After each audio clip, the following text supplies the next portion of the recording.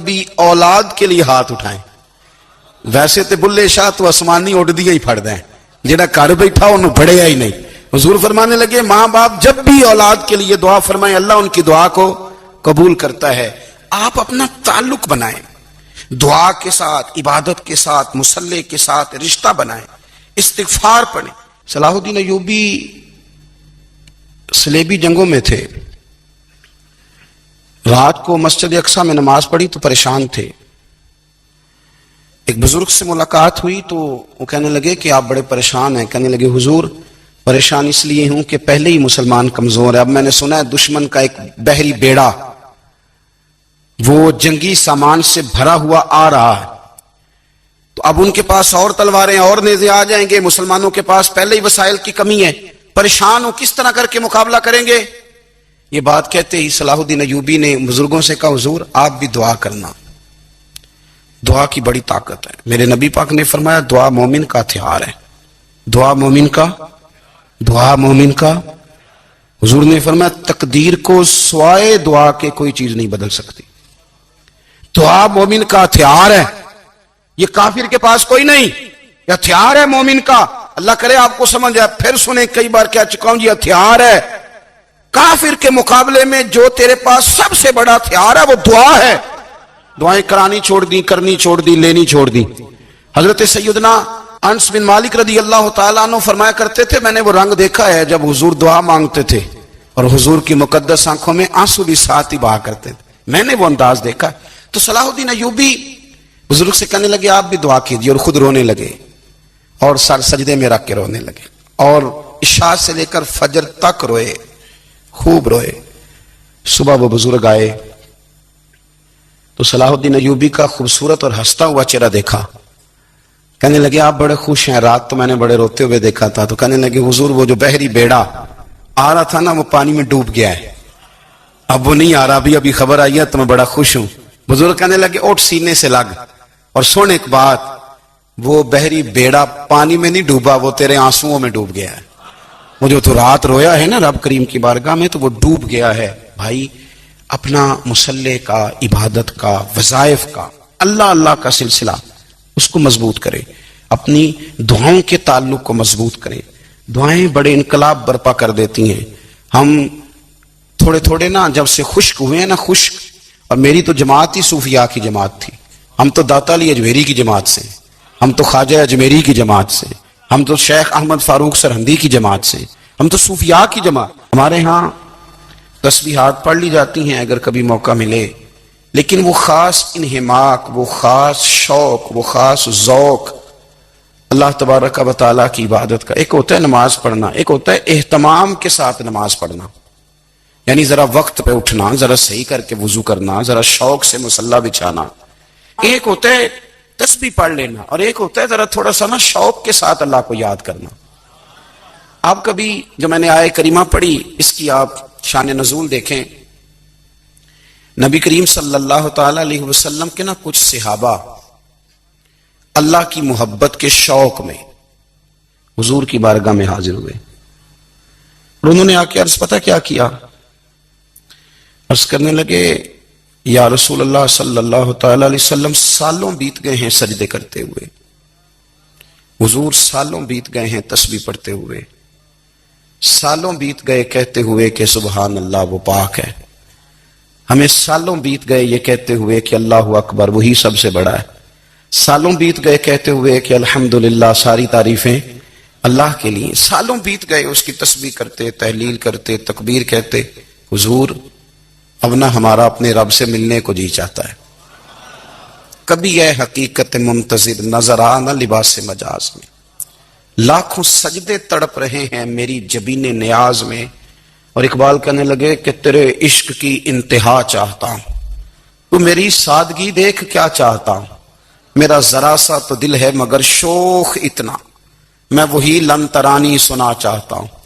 میرا بھی دل کرتا ہے کہ اللہ میں تجھے کہوں میں تجھے دیکھنا چاہتا ہوں جس طرح حضرت موسیٰ کلیم علیہ السلام نے کہا تھا, اور تو مجھے کہے کہ لن ترانی تو نہیں دیکھ سکتا, ذرا سا تو دل ہے مگر شوق اتنا, میں بھی وہی لن ترانی سنا چاہتا ہوں. پھر کہنے لگے بھری بزم میں راز کی بات کہہ دی, بڑا بے ادب ہوں سزا چاہتا ہوں. دیکھو سب لوگوں کے بیچ ہی میں نے یہ کہہ دیا.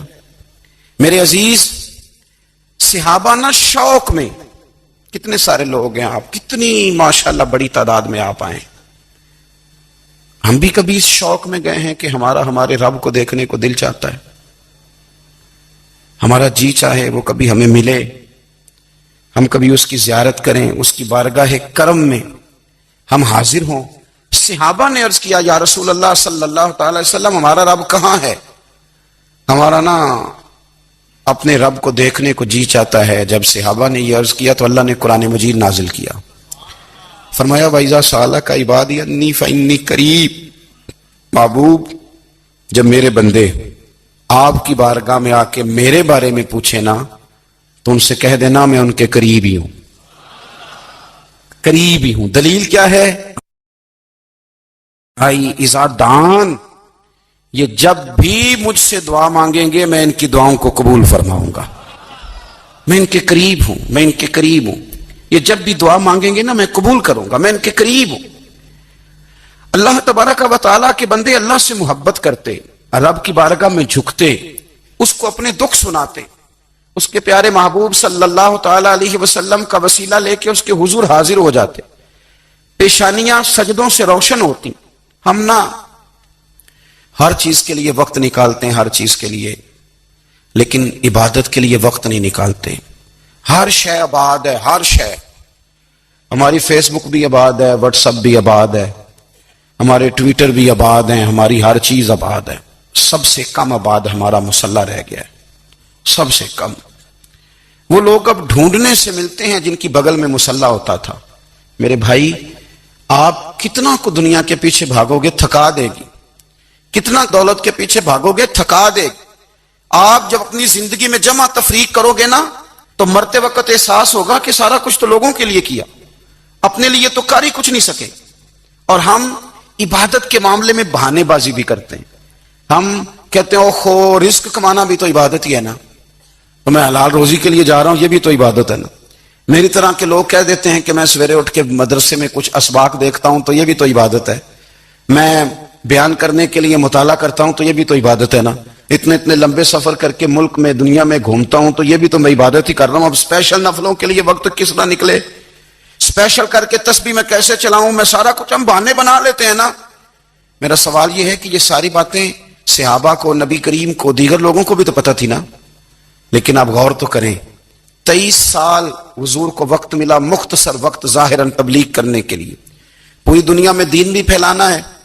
گھر میں 11 ازواج ہے، 4 بیٹیاں ہیں، ان کی اولادیں، سارے کام کاج بھی دیکھنے ہیں. لیکن سیدہ طیبہ طاہرہ حضرت عائشہ صدیقہ رضی اللہ تعالیٰ عنہ فرماتی ہیں سارا دن تبلیغ کرتے، ہر غلام کے دکھ سنتے، گھر میں آتے تو اپنے گھر والوں کا خیال کرتے، کام میں ہمارا ہاتھ بٹاتے. قربان جاؤں، کہتی ہیں زمانہ سارا سو جاتا لیکن آمنہ کے لال مصلی بچھا لیتے. دنیا سو گئی، ساری سب سو گئے. جو خدام تھے، وہ جو غلام تھے، وہ سو گئے. صحیح مسلم نے لفظ ملیں گے، سیدہ پاک فرماتی ہیں او میرے نبی کے غلاموں، میں نے یہ رنگ بھی دیکھا ہے کہ حضور نے اتنا کھڑے رہے، اتنا قیام کیا، اتنا قیام کیا کہ مقدس پیروں میں ورم آ گئے، سوج گئے پیر. اتنے بڑے دل پہ ہاتھ رکھ کے نہیں بتا سکتا کہ میرے کبھی نماز میں پیر سوج گئے، کوئی نہیں بتا سکتا. بچوں کی روٹی کماتے تھک گئے، بات الگ ہے. ہم سیر کرنے گئے تو تھک گئے، بات الگ ہے. لیکن عبادت میں یہ بھی تو مسلم شریف ہے نا، یہ بھی تو دین ہے نا، یہ بھی تو حضور کی سنت ہے، یہ بھی تو وہ چیز ہے جو کریم کی آنکھوں کی ٹھنڈک ہے. سیدہ فرماتی ہیں پیروں میں ورم آ گئے اور ساری رات ہی حضور نے نماز پڑھی اور ایک ہی آیت بار بار دہرائی.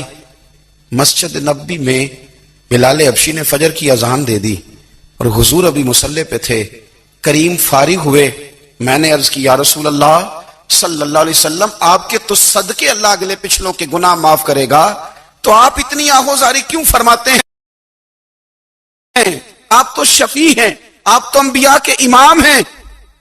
تو حضور نے فرمایا عائشہ تم نے گنوایا ہے نا میرے اللہ کی مجھ پر کتنی رحمت ہے. افلا اکونا عبدا شکورا، فرمایا اگر اس نے اتنی نعمتیں دی ہیں تو کیا میں اس کا شکر گزار بندہ نہ بنوں؟ میں شکر گزار بندہ نہ بنوں اس کا؟ پھر اگر اتنی نعمتیں اس نے دی ہیں، مجھے اتنا نوازا ہے، تو پھر میں اس کے سامنے سجدے نہ کروں؟ او میرے بھائی، بڑے قابل فخر لوگ ہیں ہم کہ ہم نبی پاک کے غلام ہیں۔ بھائیو، جب انسان کا رشتہ اپنے مالک کے ساتھ ہوتا ہے، پھر تو غم بھی کچھ نہیں کہتے، پریشانیاں بھی کچھ نہیں کہتی، پھر تو زندگی صبر والی، پھر تو زندگی توکل والی، پھر تو زندگی بھروسے والی، پھر انسان اپنے آپ کو رسوا نہیں کرتا، دنیا داروں سے امیدیں اس کی ختم ہو جاتی، امیدیں اللہ رسول سے لگا لیتا ہے، مضبوط ہو جاتا ہے، مضبوط، طاقتور ہو جاتا ہے، خوددار ہو جاتا ہے، باوقار باعزت ہو جاتا ہے۔ حضرت بہلول دانا رحمت اللہ علیہ بیٹھے تھے تو ہارون رشید حج کر کے آ رہا تھا، تو رستے میں حضرت شیخ سے ملاقات ہو گئی، تو السلام علیکم کے بعد کہنے لگا حضور کوئی حکم ہو تو بتائیے گا۔ تو حضرت بہلول دانا فرمانے لگے تیرا رب کون ہے؟ اس نے کہا اللہ۔ تو فرمایا میرا کون ہے؟ کہا اللہ۔ فرمانے لگے تو بڑا ہی بیوقوف ہے، کیا تو یہ سمجھتا ہے کہ رب ہارون رشید کو تو دے گا اور بہلول دانا کو بھول جائے گا؟ تیرا بھی وہی رب ہے، میرا بھی وہی رب ہے، اس نے اگر تجھے دے کے آزمایا ہے تو ہو سکتا ہے مجھے نہ دے کے آزما رہا ہو، جب اس کی حکمت کے تقاضے ہوں گے تو عطا کرے گا اور دے گا، تو جا اپنا کام کر۔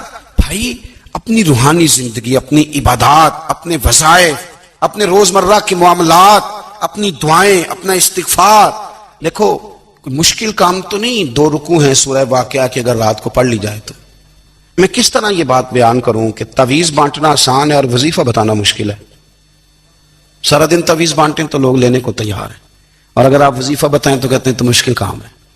او خدا کے بندے، اگر آپ کا تعلق قرآن پاک کے ساتھ مضبوط ہو، قرآن پاک کے ساتھ اگر آپ کا رشتہ ہو، لوگ سفارشیں ڈھونڈتے ہیں نا دنیا میں، کوئی تعلق مل جائے تو میرا کام ہو جائے، دنیا میں اتنا مشکل معاملہ ہے، آخرت میں مجھے بتائیے گا کتنا مشکل معاملہ ہوگا۔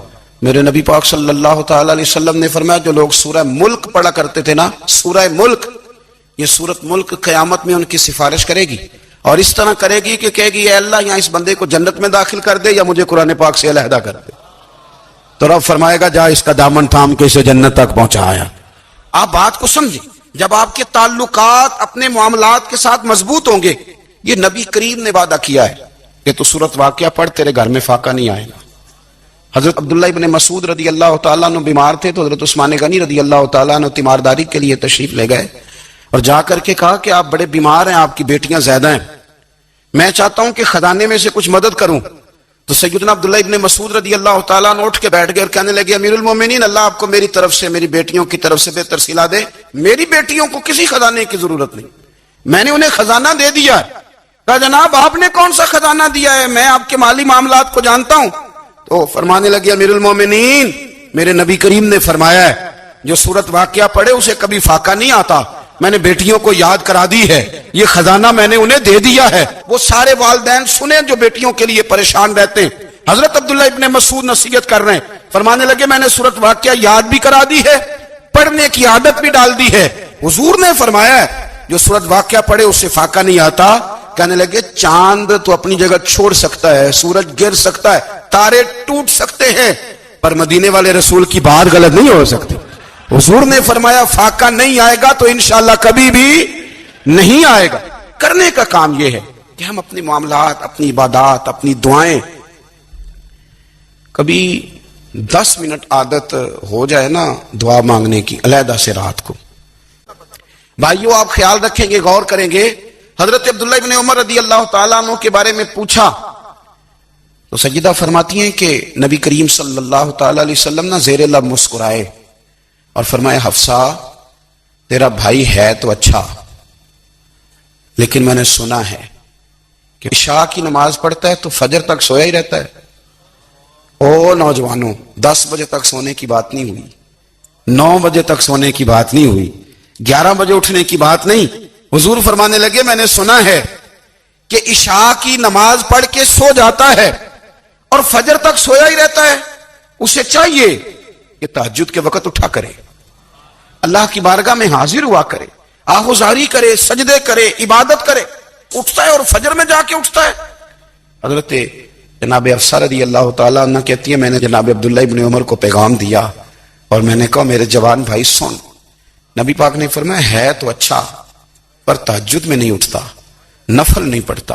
او میری ملت کے جوانوں، مزہ نہیں آ جاتا جب ساری دنیا سوئی ہو، ساری دنیا، اور بستر بھی گرم ہو اور نیند بھی پورا غلبہ کر رہی ہو، اور اچانک گھنٹی بجے دماغ میں، آنکھ کھلے، گھڑی پہ نظر پڑے، 3:30 4 بجے کا پیغام گھڑی بتائے، اور کوئی چڑھتی جوانی والا اٹھ کے وضو کرے، اور جب وہ مصلی کھول کے بچھائے تو مدینے والے محبوب کہتے ہیں کہ ہر نماز پہ رب ثواب دیتا ہے، اور جو اٹھ کے تہجد کی نماز پڑھے اسے دیکھ کے تو رب مسکراتا ہے، جو اس کی شان کے لائق ہے، جو اس کی شان کے لائق، وہ مسکراتا ہے، خوش ہوتا ہے کہ میرا بندہ تہجد میں اٹھ گیا، وہ مسکراتا ہے۔ کاش ہماری صبحیں کبھی اپنے مالک کے نام ہو جائیں، کاش کے صبح۔ حضرت ابو الحسن رحمۃ اللہ تعالی علیہ حضرت معاذ ابن جبل رضی اللہ تعالیٰ عنہ کے پاس بیٹھا کرتے تھے، فرماتے ہیں ان سے جو پیار بڑھا تو پھر میرا مصلی سے بھی بڑھ گیا۔ تابعی ہیں، فرماتے ہیں صحابی رسول سے محبت ہوئی تو ذکر سے بھی ہو گئی، پھر درود شریف سے بھی ہو گئی، محبت ان سے بڑھی تو پھر اللہ نے مسجد کا پیار بھی بڑھا دیا۔ آپ فرماتے ہیں کہ میری ہر وقت طبیعت چاہتی تھی کہ بس اللہ اللہ کروں، بس اللہ اللہ کروں، بس نہ میں ذرا تھوڑی جان چھڑاؤں لوگوں سے، 10 منٹ ملے تو میں کچھ 4 نفل پڑھ لوں، میں تھوڑا سا نہ بچوں لوگوں سے، اور مجھے تسبیح ملے تو میں نہ کچھ 400-500 دفعہ استغفار پڑھوں، سبحان اللہ، الحمدللہ، اللہ اکبر، لا حول ولا قوت الا باللہ، میں نہ تسبیحات پڑھوں۔ فرماتے ہیں کہ بچے تھے گھر میں 6-7، غربت تھی، کام ملتا کوئی نہیں تھا، اور میں کام چور نہیں تھا، کام ڈھونڈتا تھا، پر اللہ کی قدرت کے کام نہیں ملتا تھا۔ فرماتے ہیں کہ میں نے ایک دن اپنی اہلیہ سے کہا کہ آج میں پھر جاتا ہوں کام ڈھونڈنے، تو میری بیوی بڑی فرما بردار تھی، پر اس دن نہ غربت کے ہاتھوں تنگ آ کے کہنے لگی آج نہ کوئی تو چیز لے کے آیا، تو مجھ سے بچوں کی بھوک نہیں دیکھی جاتی، یہ سب روگاں دا روگ محمد جس دا نام غریبی، کنڈ بلا کے لنگ جاندے نہیں دوست یار قریبی، آج نہ کچھ لے کے آیا تو میں بچے لے کے چلی جاؤں گی۔ شیخ فرماتے ہیں کہ میں بڑا پریشان گھر سے نکلا، پر میں نے صبح سے لے کے زور تک کام ڈھونڈا، کام ملا کوئی نہیں، تو میرے دل میں خیال آیا چلو کام نہیں ملتا تو اللہ اللہ تو کرے نا، چلو بندوں کی مزدوری نہیں ملتی تو رب کریم کی عبادت ہی کرتے ہیں۔ فرماتے ہیں کہ میں نے نا فرات کے پانی سے وضو کیا، نہر کے، شدید دھوپ تھی، ساتھ ریت تھی اور ریت تپ رہی تھی، میں نے اپنا رومال وہیں مصلی کے طور پر بچھا لیا، اور فرماتے ہیں کہ زور سے لے کر عصر تک نماز پڑھی، دھوپ بھی پورے زور پہ، پر میرے سجدے کا ذوق بھی پورے زور پہ۔ فرماتے ہیں سورج بھی چمک رہا ہے اور رب کی عبادت کا ذوق بھی پورے زور پہ، میں سجدہ کروں تو پھر میرا اٹھانے کو جی نہ چاہے۔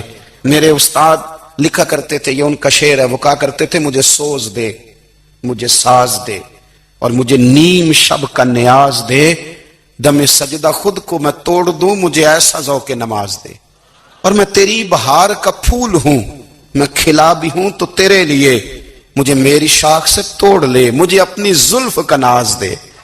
بھائی فرماتے ہیں کہ عصر تک میں نے نفل پڑھے، دن ڈھلنے لگا، عصر کی نماز پڑھی اور میں وہاں سے چلا۔ اب میں جب نکلنے لگا تو دل میں خیال آیا کہ چھوٹی چھوٹی دیواریں ہیں گھر کی، بغیر کچھ لیے جاؤں گا تو بیوی دور سے دیکھے گی تو شور کرے گی کہ پھر خالی ہاتھ آ گیا ہے۔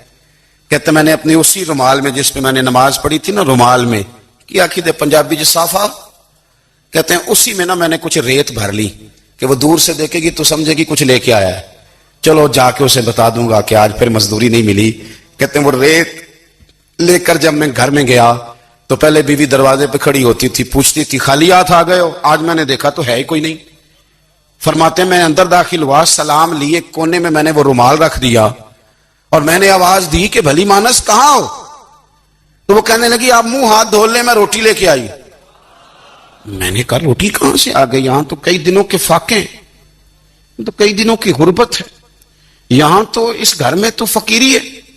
فرماتے ہیں کہ وہ روٹی لے کے آئی اور اس وقت کی جو موجودہ نعمتیں تھیں، سمجھ لیں سلاد، اچار، ہر چیز ساتھ لائی۔ میں نے کہا کہ بچے کہاں گئے؟ کہنے لگی وہ کھانا کھا کے کھیلنے گئے، آپ کھانا کھا لیں آ جاتے۔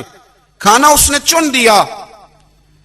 میں نے حیرت انگیز لہجے میں ساری نعمتیں اپنے دسترخوان پہ دیکھ کر کے بیوی سے پوچھا یہ کہاں سے آیا کھانا؟ بچوں کو تو نے کہاں سے کھانا کھلایا؟ یہ سارا کچھ کیسا ہے؟ تو کہنے لگی پتہ نہیں آج آپ کس کریم کی مزدوری کرنے چلے گئے تھے، پتہ نہیں کس کریم کی میرے گھر میں تو اتنی نعمتیں آئی ہیں کہ مجھ سے سنبھالی نہیں جا رہی، اتنا اناج ہے، اتنا گندم ہے، کس کریم کے دروازے آج چلے گئے تھے؟ یہ کہتے کہتے وہ اٹھی اور اٹھ کر کے کہنے لگی پہلے بڑا کچھ آیا تھا، اب کیا لے آئے ہو؟ اور جا کر کے نا اس نے وہ ریت والا رومال کھولا، کہنے لگے میں تو لے کے آیا تھا ریت، تو میرے رب نے اسے بھی سونے اور ہیرے بنا دیا تھا۔ جب آپ کی توجہ اللہ کی جانب، میرے نبی پاک صلی اللہ تعالی علیہ وسلم نے فرمایا ہر چیز اپنے رب سے مانگ، ہر چیز مانگ، ہر چیز مانگ۔ یا رسول اللہ کیا کچھ؟ میرے محبوب نے فرمایا تیرے گھر میں نمک بھی ختم ہو جائے تو وہ بھی اپنے رب سے مانگا کر، تو مانگنا وہ تجھے دے گا، تو اس کی بارگاہ میں کشکول